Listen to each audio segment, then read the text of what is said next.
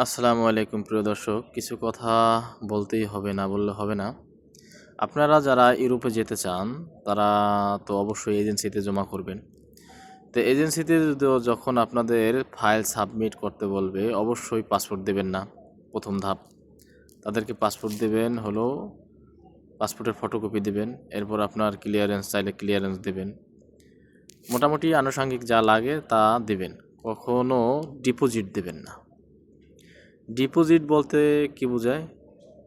Deposit খায় না মাথায় দেয়, এটা অনেকে বোঝে না। যারা বোঝেন না আলহামদুলিল্লাহ, যারা বোঝেন না তাদেরকে বলছি, ডিপোজিট মানি আপনি যে পাসপোর্ট, এরপরে ক্লিয়ারেন্স, এরপর আপনার আরও আনুষঙ্গিক যে ছবি যা যা যা লাগে আর কি, এগুলোকে বলে একটা ফাইল। এটার নাম হলো ফাইল। আর ডিপোজিট হলো এই ফাইলের সাথে কিছু টাকা ওই এজেন্সিকে দেওয়া। তো কখনোই একটা এজেন্সিকে আপনি ওই ডিপোজিট মানি টাকা, এই টাকা দিবেন না। যদি টাকা দেন তাহলে তো খাইছেন বাস, মনে করেন যে একবারে বাস খাইয়ে বলছেন। তারা এই এজেন্সিগুলা কি করে জানেন? এই এজেন্সিগুলা আপনার এই টাকা নিয়ে তারা আলহামদুলিল্লাহ, ধরেন আপনাকে একটা সাধারণ জরিপ দেই, 1,000 মানুষ যদি 50,000 করে টাকা একটা এজেন্সিকে দেয় তাহলে কত টাকা দাঁড়ায়? প্রায় 5 কোটি, কম বেশি হইতে পারে, যাই 5 কোটি ধরেন।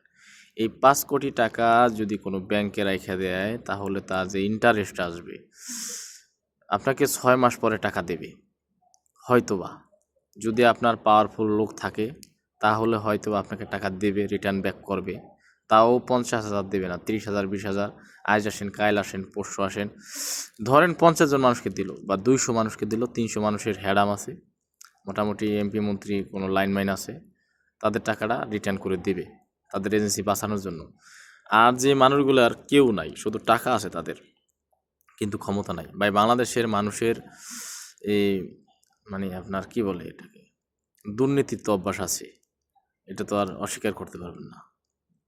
তো তারা আপনারা কি করে, দেখা যায় যাদের হ্যাডাম আছে, যাদের মানুষ আছে, তাদেরকে টাকা দিয়ে দিবে। আর যাদের কেউ নাই এই দুনিয়াতে, শুধু টাকাই আছে আর কেউ নাই, তাদেরকে টাকা দেবে না। তো ধরেন 1 কোটি টাকা যদিও দিয়ে দেয়, 4 কোটি টাকা মেরে দেবে, ওই তালা মারিয়া যাইব এমন মনে করেন।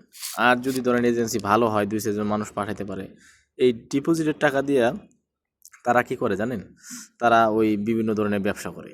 এই ব্যবসা করে আস্তে আস্তে তারা লাখপতি থেকে কোটিপতি হয়ে দাঁড়ায় আপনার টাকা দিয়ে। আর দেখবেন অফিসগুলা এত লাক্সারিয়াস, আপনি কল্পনা করতে পারবেন না, সেই সর্বনাশ। এই মানুষগুলা কিভাবে এই দুর্নীতি করে কল্পনাই করতে পারবেন না। আল্লাহু আকবার। সেখানে মনে করেন যে আপনার এয়ার কন্ডিশন, ওই যে গুল্লা দিয়া চেয়ার, এইগুলা কয়েকটা থাকবে, কিছু মেয়ে থাকবে একবারে একবারে সেরকম আপনার। তারা কি করবে? তারা আপনাকে রিসিপশনে বসবে। এই মেয়েগুলো সাধারণত রিসিপশনে বসবে, রিসিপশনে বসে আপনাকে রিসিভ করবে, 1 কাপ কফি বা চা দেবে আপনাকে, আপনি খাবেন বা পান করবেন, যেটাই বলেন। কিছুক্ষণ একটু তাকিয়ে থাকবেন যে ভালোই অফিসটা তো সেই সাজাইছে, সেই রকম মেয়েটাও আছে, অন্তত পক্ষে 2-4-5 লাখ টাকা গেলে যাক, এই মেয়েকে দেখে হইলেও তো জমা দেওয়া আমার দরকার, তো গেছেনি। আর যদি মনে করেন যে না, আমি বিষয়টা এরকম না, আমি আসলে ইউরোপে যাব বা আমি কোনো রাষ্ট্রে যাব, আমার দোয়াটা দরকার, আমি দিব, তখন মানুষজন নিয়ে এসে তো জমা দিবেন। আচ্ছা, যদি মনে করেন যে আপনার এজেন্সিটা আলহামদুলিল্লাহ ভালো হয় বা কিছু লোক পাঠায়, 1000 লোক তার পাঠাতে পারে না, ধরুন 2-4-10 জন পাঠাইছে, সেই সুবাদেই 1000 লোকটাই নানবে। এটা আমাদের বাংলাদেশের কালচার, বাংলাদেশের সিস্টেম এরকম। দিলেন, ফাইল জমা দিলেন, ডিপোজিট উইদাউট মানি, মানে কোনো টাকা ছাড়া যদি কেউ নেয় তাহলে আপনি জমা দেবেন। জমা দেওয়ার পর আপনার থেকে 6 মাস বা 9 মাস টাইম নেবে। ওই ফাইল তো বুঝছেন, কাগজপত্রের নাম ফাইল। এই যে ফাইল, এই ফাইলের সাথে কোনো টাকা কিন্তু দিবেন না। যদি দেন তাহলে কিন্তু ধরা খাইছেন, ঠিক আছে? আপনাকে আর চিনবে না। আচ্ছা, দেন নাই, প্রথম ধাপ, ফাইলের সাথে কোনো টাকা দেন নাই, 50,000 টাকা দেন নাই, সে জমা নিছে, এরপরে আপনাকে টাইম নিয়েছে 6 মাস 1 বছর, 6 মাস বা 3 মাস, 3 মাসই বেশি নেয়, ওই ঘুরেতে ঘুরেতে 6 মাস বানায়, পরে ভাই হয় নাকি আর ধৈর্য ধরা লাগবে, ধরলেন ধৈর্য, কিন্তু গেল 9 মাস, 9 মাস পরে একটা ওয়ার্ক পারমিট দিয়ে ফেলে বাইর করে আনছে। এই ওয়ার্ক পারমিট আবার নিয়ে আসি, ওয়ার্ক পারমিট বর্তমানে কম্পিউটারে, যাত্রাবাড়িতে, বিভিন্ন জায়গায় বা জিঞ্জিরা, এই জীবন বিভিন্ন জায়গায় আপনার ওয়ার্ক পারমিট ওই আপনার ফটোকপির দোকানে বানানো যায়। আপনি এটাকে যখন ওয়ার্ক পারমিট দিবে তখন আপনি এটাকে চেক করবেন। চেক করার মাধ্যমটা হলো, বাংলাদেশে বর্তমানে বিভিন্ন জেলায় আপনার টিটিসি সেন্টার আছে, যেখানে ট্রেনিং করানো হয়। যখন কাউকে বিদেশে পাঠাবেন বা নিজে যাবেন, তখন আপনাকে 3 দিনে একটা ট্রেনিং করানো হয়। সেইখানে আপনি এই ওয়ার্ক পারমিটটা চেক করতে পারবেন। তাদের কাছে যদি বলেন যে ভাই আমার ওয়ার্ক পারমিট আসছে, আমাকে একটু চেক করে দেন, তারা সরকারি কর্মকর্তা আছে, হয়তো বা কিছু টাকা তো খাবেই, কেননা বাংলাদেশে তো টাকা ছাড়া কাজ হয় না, আপনার এটা চেক করে দেবে। বা বিভিন্ন কম্পিউটার দোকান, বড় কম্পিউটার দোকান, তাদের অনেক এক্সপিরিয়েন্স, যারা এইগুলো নিয়ে সাধারণত থাকে, তারা আপনার এটা চেক করে দিতে পারবে। তবে অবশ্যই বিশ্বাস তো হতে হবে, কেননা এটার উপর ভিত্তি করে আপনি তাকে অনেকগুলো টাকা দেবেন, মোটামুটি 2 লক্ষ বা 3 লক্ষ টাকা দিয়ে দেবেন কিন্তু। আর 2 লক্ষ 3 লক্ষ টাকা আপনারা দিয়ে দেবেন, কিন্তু আমি বলি আপনারা সর্বোচ্চ 70 থেকে 80 হাজার টাকা দেবেন তাদেরকে, যদি ওয়ার্ক পারমিট আসে চেক করার পরে। চেক যদি না করে কেউ এটাকে আপনার থেকে টাকা চায়, তাহলে বলবেন যে ভাই চেক না করে আমি আপনাকে 10 টাকাও দিতে পারবো না, হয় আপনার সাথে সম্বন্ধ হবে আর না অন্যথায় হবে না, তাকে কিক মাইরা দিয়ে আইসা পড়বেন, খালাস, ঠিক আছে না? আচ্ছা, ওয়ার্ক পারমিট চেক হয়ে গেল, আপনি তাকে 70,000 বা 80,000 টাকা বা 50,000 টাকা দিলেন। এরপর ওয়েটিং ধরেন 1 সপ্তাহ বা 2 সপ্তাহ বা 3 সপ্তাহ, আপনাকে তারা একটা চার্ট দেবে, এম্বাসি ফেস করাবে। যদি বাংলাদেশে হয় তাহলে হয়তো আপনাকে ইন্ডিয়া পাঠাবে, আর যদি সেটা না হয় তাহলে আপনাকে নেপাল বা ফিলিপাইন পাঠাবে। যে কোন রাষ্ট্রের হবে এটা তার আমি জানি না। আর যদি মধ্যপ্রাচ্যে হয়ে থাকে তাহলে ওই রাষ্ট্রে যদি ওই এম্বাসি থাকে তাহলে তো আলহামদুলিল্লাহ ভালোই, সুন্দর করে পরিপাটি হয়ে এরপরে 1 সপ্তাহ আগে বা 2 সপ্তাহ আগে আপনাকে একটা পেপার তারা অবশ্যই দিবে, যে এইগুলো জিজ্ঞাসা করতে পারে, এগুলো আপনি মুখস্থ করেন। যদি একটু শিক্ষিত হন তো আলহামদুলিল্লাহ, আর না হইলেও আলহামদুলিল্লাহ, বেশি কিছু প্রশ্ন করবে না।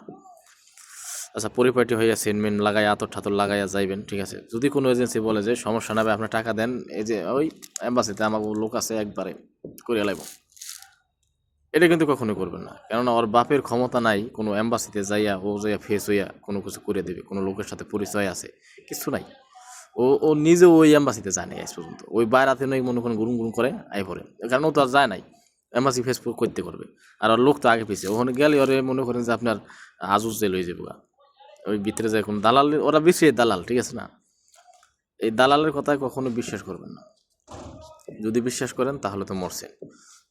অরিজিনালি এম্বাসিতে কোনো লোক পরিচিত থাকে না কোনো মানুষের, এটা যেমন আপনার বিভিন্ন রাষ্ট্রের যে এম্বাসিগুলো, ওই রাষ্ট্রের এম্বাসিতে শুধু ওই অফিসারগুলোই থাকে, তাদের কাছে সরাসরি ফাইল জমা দিতে হয়, এবং তারাই সরাসরি আপনাকে প্রশ্ন যা করার করবে, পাসপোর্ট রাখবে, রিসিভ করবে, আবার রিটার্ন করবে, ঠিক আছে না?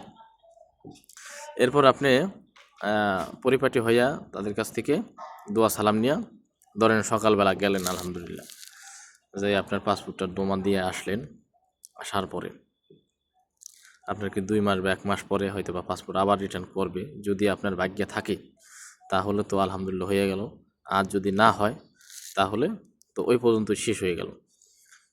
কিন্তু এর মাঝে কিন্তু এই যে আমি কথাগুলো বললাম, এই কথাগুলো কিন্তু আপনার যতটা আমি মুখে বইলে ফেলাইলাম এতটা কিন্তু সহজ হবে না আপনার জন্য।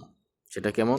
আপনাকে কি যেন একটা কথা বলে, ইন্না রুজি বাহানায় মৌত, আপনার এমন বাহানা দেবে, আপনারা তো কাল কি মনে করেন পাঠাইতে, আপনি কিন্তু এটা বিশ্বাস করেন না। আপনার এমন চাপ দেবে যে না হইলে ভাই, টাকা না হইলে ভাই থাক ভাই, ওই বানাতে হইলে বাদ দেন, মানে হ্যাঁ কিন্তু খুব স্ট্রং। আর যারা এই এজেন্সির ব্যবসাগুলো করে তারা কিন্তু আলহামদুলিল্লাহ বহুত স্মার্ট, মানে ওই লাইনে আর কি, এই লাইনে না, বহুত স্মার্ট। তবে যারা উইদাউট ডিপোজিট ছাড়া ফাইল জমা নেবে না, তাদেরকে বয়কট করা শুরু করেন, তাহলে এই সেক্টরে ভালো ভালো মানুষ আসবে, দেখবেন ধার্মিক লোক আসবে, এই বাংলাদেশের মানুষের কর্মসংস্থান তারা করবে। আজকে তারা এই বাটপারি ছিটারি করে দেখে এই পেশায় ভালো ভালো মানুষ আসে না, কেননা জানে যে এটা একটা বাটপারি পেশা। এই পেশায় যদি আমি যাই তাহলে আমার ইজ্জতমান থাকবে না, কথা দিয়ে কথা রাখতে পারবো না। আর তারা যদি মার্কেট থেকে আউট হয়ে যায়, আপনারা যদি বয়কট করেন, তাহলে তারা মার্কেট থেকে আউট হয়ে যাবে। এবং এই সেক্টরে দেখবেন আলেম ওলামা বলেন, ভালো ভালো মানুষ যারা ইমানদার, যারা মানুষকে সাহায্য সহযোগিতা করতে চায়, দেশের জন্য কিছু করতে চায়, রাষ্ট্রের জন্য কিছু করতে চায়, তারা এই সেক্টরে আসবে এবং ভালো ভালো কাজ করবে। সুতরাং আপনারা অবশ্যই উইদাউট এনি অ্যাডভান্স ছাড়া ফাইল জমা দেবেন, পাসপোর্টের ফটোকপি জমা দেবেন। আবার পাসপোর্ট দিয়ে দেন না, সর্বনাশ করছেন, তবে কিন্তু মরছেন। ঠিক আছে, ইউরোপ নিয়ে ইনফরমেশন আজকের জন্য এতটুকুই। যদি ভিডিওটা স্ক্রিপ্ট করে না দেখেন তাহলে অনেক কিছু শেখার আছে এবং বোঝার আছে। এটা কিন্তু আমি আলহামদুলিল্লাহ আমার ভাই ব্রাদার থেকে জেনেছি, নিজে বুঝেছি, তারপরে আপনাদেরকে বলতে পেরেছি। কেমন? তো ঠিক আছে, ভালো থাকবেন, অবশ্যই ভিডিওটা শেয়ার করে দিবেন সকলে, আর আমার চ্যানেলটা সাবস্ক্রাইব করবেন। কেমন? আল্লাহ হাফেজ।